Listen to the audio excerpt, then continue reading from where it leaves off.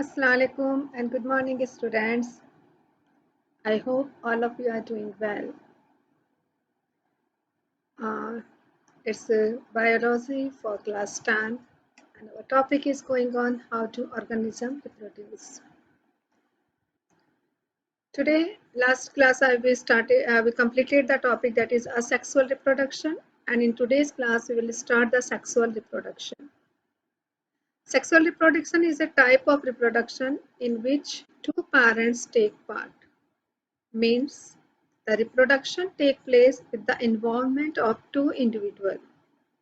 Here in sexual reproduction, it is the main important thing. In asexual reproduction, only one individual produces the new young one. But here in sexual reproduction, there are the two individuals which participate in the reproduction, and they are having the different sex, that is male and female. Okay? And in this, the male produce the male sex cell or gamete, and the female produce the female sex cell or female gamete. As I told you, in asexual reproduction, only one parent involved and the formation of gametes does not take place. But in the sexual reproduction, there are the two parents involved and the formation of the gametes or sex cell take place. Clear, students? So these are the difference between sexual and asexual reproduction as well as the definition of sexual reproduction. Now, what is the importance of sexual reproduction? As you know that in sexual reproduction, the gametes are derived from the two different parents. There are the two different parents, two different organisms are there from which the gametes are derived. So, obviously the two different persons are there, two different organisms are there. So, they are having a different characteristics. So, when their sex cell fuse, so the new organism is having some different variations from the parents. Understood? So in sexual reproduction, gametes are derived from the two different organisms. It results in a new combination of genes and it increases the chances of variation. So the first thing, the sexual reproduction leads to the variation. Number two, the sexual reproduction involves DNA as well as cellular apparatus of different organisms, and it promotes the diversity of characteristics. The variation and diversity of characteristics from parent to offspring, it brings some more adaptability in the next generation. Okay, if maybe an organism is suffering from a disease, so due to the variation, there are the chances that disease will not come to the next generation. Or maybe the organisms are having some more adaptive features for surviving in the new environment. And sexual reproduction leads to the new organ species also. Due to the if the variations are more, maybe a new species can be generated. So these are the importance of sexual reproduction over the asexual reproduction. Now, sexual reproduction in flowering plants. Students, as in my previous class, I told you that the plant has the two main type of parts, vegetative parts and reproductive parts. Vegetative parts are root, stem and leaves. And the flower is the reproductive part of the plant. Before going to the reproduction in flowering plants, first I will explain you about the parts of flower. The flower has four main parts, that is sepal, petal, stamen and pistil. Okay, the first one is coming, that is the sepal. Sepal, you can see here, this is the green color.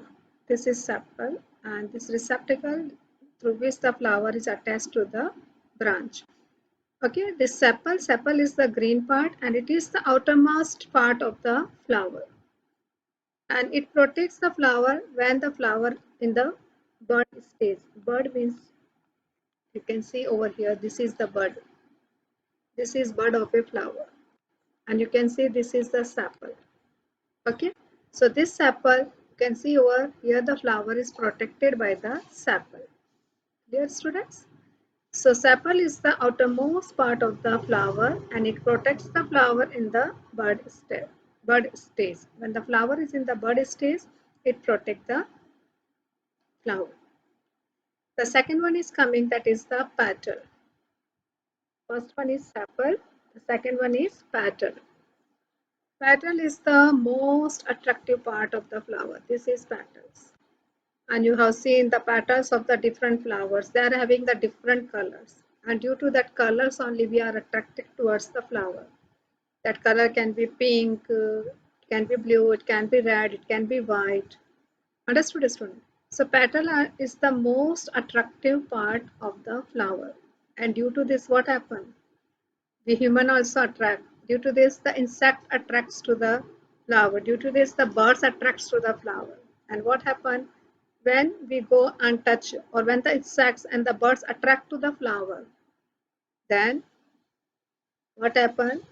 The pollens stuck to the body of that insect or birds or human or any other animals. And due to this, what happens? The pollens go from one flower to another flower, which is called pollination. So petal is the most attractive part of the flower. It attracts the insects and birds and help in pollination. The first part is sepal, which protect the flower in bud stage. The second part is petals, which attract the insects and birds and helps in pollination. So this is sepal and this is petal. Inside you can see these all are stamen, and this is the middle one. It is called carpel or pistil. The third part is that is a stamen. Stamen is the male reproductive part of flower. This is stamen. It has the two main parts. This part is known as filament, and this is called anther. Understood? So filament, the function of the filament, it connects the anther to the flower. Okay, it is a long part. You can see over here. It connects the anther to the flower. The second part, important part, is that is anther. This is anther. Okay, inside anther you can see here. These are the pollen grains.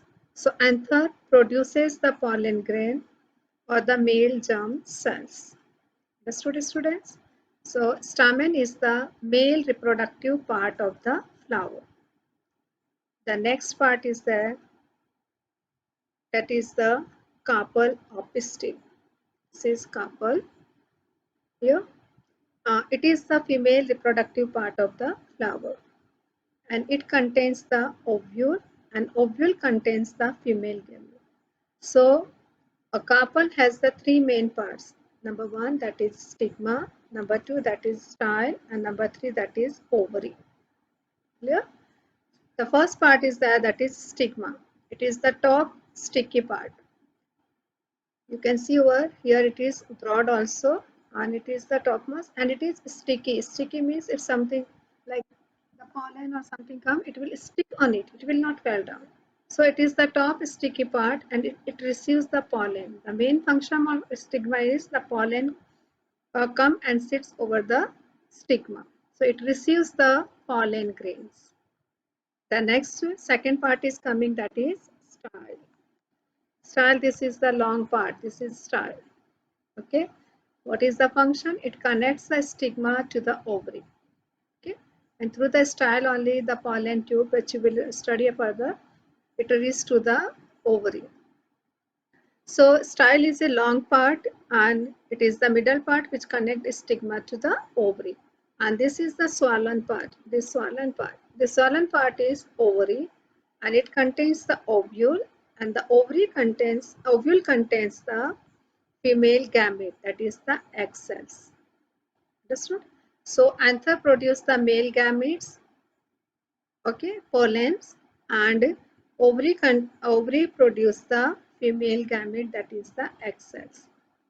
So these are the parts of the flower, and on the basis of that is the pistil and stamen, both are present in one flower or different flower. The flowers are of two types. On the basis of presence of stamen or carpel. Two types of flowers are unisexual flower and bisexual. By name only you can understand uni means single. So unisexual flowers are having either stamen or carpel. Means they are having either only stamen or they are having only the carpel. Means only the male flower or female flower. The examples are papaya, watermelon, etc. You can see here the flower of papaya. This is the female flower and this is the male flower. So the male papaya plant is different and female papaya plant is different. Understood, student? The second one is coming, that is the bisexual. The first one is unisexual. Second one is that is bisexual. Bisexual flower having the both stamen and carpel together. This is the common example. This is China rose, and you can see here. This is, it has the both. It has both anther also, means stamen also, as well as a carpel also. The common examples are mustard, China rose, etc. Understood, student? So, in today's class, I explained you about the sexual reproduction. What is the importance of sexual reproduction, as it leads to the variation, and if the more variation accumulate, it leads to the new species formation. Then I explained you today about the reproductive part of the plant, that is the flower. And the flower has four main parts. First one is sepal, which is the outermost part of the flower, and it protects the flower in the bud stage. Then the petals. Petal is the most attractive part of the flower, and it attracts the insects, birds, human, etc. and it helps in pollination.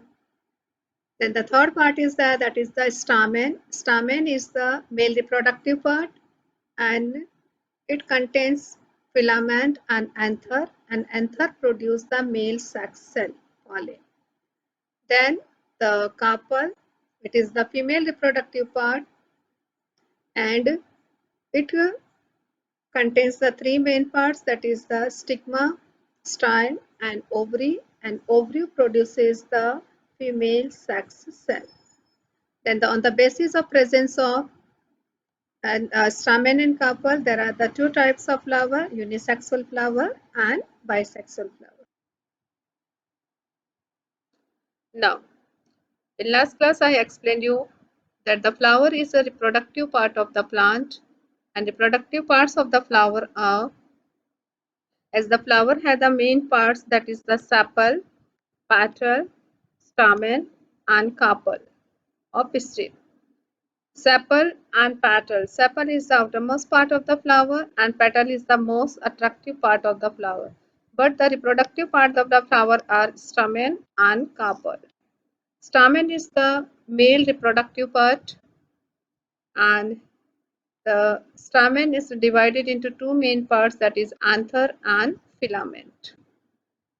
And pistil or carpel is the female reproductive part of the flower, and it has been divided into the three parts, stigma, style and ovary. Okay. Anther is the part of stamen, and it produces the pollen, and pollen contains the male germ cells or male gametes. And carpel is the female reproductive part of the flower, and it has stigma, the broad part over here you can see here, and it is sticky on which the pollen comes and sits. Style is a long part, it's a tubular structure, it connects the stigma to the ovary. Ovary is the swollen part you can see over here, and it contains ovule, and ovule has female gametes, egg cell. Understood? So these are the reproductive parts of the flower, stamen and carpel. Now, what is pollination?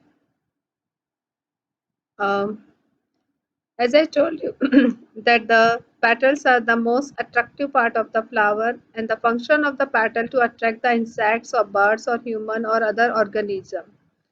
Okay, and it helps in pollination. So what is the mean by pollination?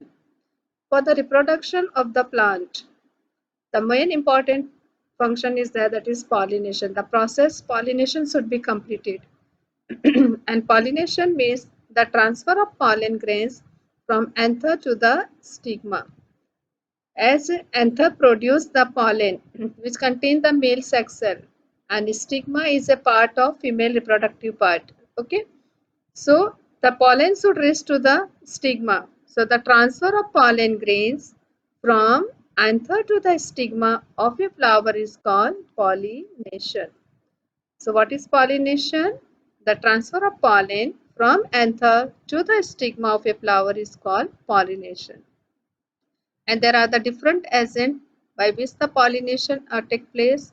It can take place by wind or water or insects or birds, or if we are going and touching the flower, maybe the pollen can stuck to our hand, and if you are touch another flower of the same kind, maybe the pollen will reach to the stigma of another flower.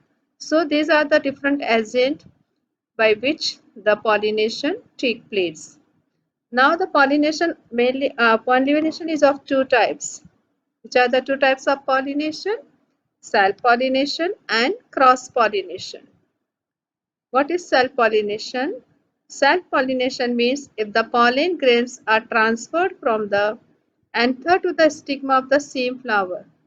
Means in the same flower if the pollen are transferred. Like this is a flower which contains the female reproductive part also and male reproductive part also. So if the pollen reaches from the anther to the stigma of same flower, okay, from here to here, if the from anther to the stigma of the same flower, if the pollen are reaching or it transfer, then it is called self pollination. So if the pollen grains are transferred from the anther to the stigma of the same flower, it is called self pollination. Okay, but if it is transferred from the anther of one flower to the stigma of another flower, now the flower can be of the same plant or the flower can be on another plant of the same kind. If the pollen transfer from the one flower to the another flower stigma, it is called cross pollination. And as I told you, the pollination takes place by insects, bees, water, etc. Clear, students? So what is pollination? Pollination means the transfer of pollen from anther to the stigma. It is called pollination. Self-pollination, where the pollen transfer from anther to the stigma of same flower. You can see here there is one insect sitting on the flower. So what happens when the insect are sucking the nectar of the flower? That time the pollen is stuck to their body. When the insect is going to another flower, that pollen drop over there. Okay, so in this way the insects, bird, etc. are helping in the pollination. So if the pollen transfer from anther to the stigma of same flower, it is called self-pollination. But if the pollen transfer from anther to the stigma of another flower, here you can see, then it is called cross-pollination. Understood, students? So pollination is of two types. Now the next, what happened after the pollination? After the pollination, the pollen grain transfer to the stigma of the flower. Okay, you can see over here the pollen lands on the stigma of a flower. Then the pollen start developing a tube. This tube is called pollen tube. Because why pollination is necessary? Pollination is necessary. That's why the pollen can reach to the stigma of flower, and then the fusion of the male and female gamete can take place. If it will not happen, then what would happen? The new plant will not develop. So the pollen lands on the stigma of a flower and start developing the pollen tube. This is the pollen tube which pass through the style and then is reaching to the ovary. You can see over here. Then in ovary it release the male gametes. Here the male gametes fertilize or fuse with the female gametes or female sex cell. So the pollen grain transferred to the stigma, it produces a pollen tube which passes through the style and enters the ovary and ovule. Okay, so enters to the ovary and then ovule and then fuse with the female sex cell.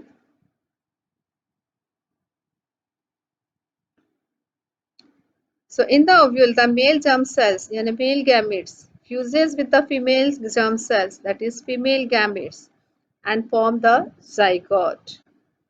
So the process of fusion of male and female gamete, it is called fertilization.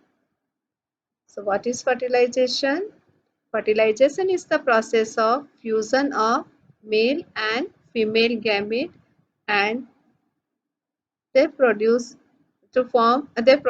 a single cell that is called zygote. Understood, students? So what is fertilization? Fertilization is the process of fusion of male and female gamete. Now, what happened in the plant after the fertilization? Okay, so after the fertilization, the zygote is actually one single cell. It is a one single cell zygote. How it form? It is the male sex cell, it is the female sex cell. Okay, when they fuse, they form a single cell that is called zygote. Now, in this zygote, the multiple times division will take place. So, multiple time division take place in the zygote, and then the zygote divides several times and form the embryo. This zygote then convert into the embryo. Understood, students?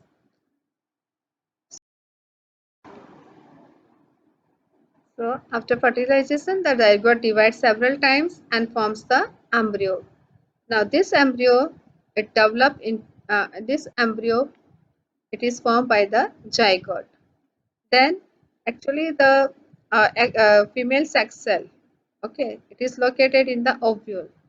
This ovule, after the fertilization, convert into the seed, and the ovary. Okay, the ovule is located in ovary. This ovary develops into the fruit. I am explaining you again from here. After the pollination, the pollen transfer to the stigma. You can see over here the pollen sits on the stigma. Stigma is a sticky part of the female reproductive part, carpel. And then when they sit over the stigma, the pollen start developing a tube. You can see over here. Okay, and this tube is known as pollen tube. This pollen tube, through the pollen tube, the male germ cells, you can see over here, the male germ cells is coming from the pollen tube and enters into the ovary, ovary to the ovule. Clear? And here what happened? In the ovule there is the female sex cell or female germ cells are located. Here these male germ cells fuse with the female germ cells. So what happened?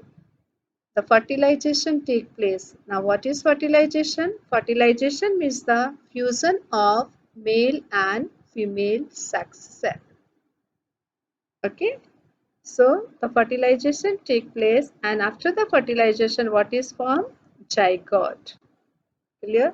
The male sex cell is a single cell, female sex cell is a single cell. They both fuse and form one single cell only. They both fuse, fusion take place, and this is called zygote. So zygote is a single cell. Afterwards what happened? After the fertilization, in the zygote, the multiple time division take place. The zygote divide multiple times, several times it divide, and it forms a lump of cell which is called embryo. So after the fertilization, the zygote develops into an embryo. Okay, and the female sex cell or the zygote is located in the ovule. This ovule, after fertilization, convert into a seed. Okay, and the seed and the ovule is located in the ovary. So after the fertilization, the ovary develops into the fruit. You can see over here the outermost, the ovary. So ovary convert into the fruit, then the seed, the ovule develop into the seed, and the zygote develop into the embryo. Embryo means the baby plant. So when we germinate the seed, what happens? The embryo will develop into a baby plant. Understood, students? Further that what are the changes take place? What is double fertilization? I will explain you in my next class. Today, a fast recalling of the topic what I have taught you today. Today, I explain you about pollination. That what is pollination? Pollination means the transfer of pollen from anther to the stigma. The transfer of pollen from anther to the stigma is called pollination. Pollination is of two types, self-pollination and cross-pollination. If the pollen transfer from anther to the stigma of same flower, it is called self-pollination. If the pollen transfer from anther to the stigma of another flower, it is called cross-pollination. Understood? Then after the pollination, the male sex cells fuse with the female sex cell, and the process of fusion of male and female gametes is called fertilization. Okay, and the result of fertilization is zygote. Zygote is a single cell structure which is formed by the fusion of male germ cells and female germ cells. After fertilization, this zygote divides several times and forms the embryo. So what are the changes after fertilization take place in ovary or in the flower of the plant? The ovary converts into the fruit, the ovule converts into the seed, and the zygote converts into an embryo, means a baby plant. So if you are eating an apple, actually you are eating the ovary of an apple flower. Understood, students? So I hope you understood till the fertilization. Further topic in the next class. Remain connected to the learning process. Have a blessed week ahead.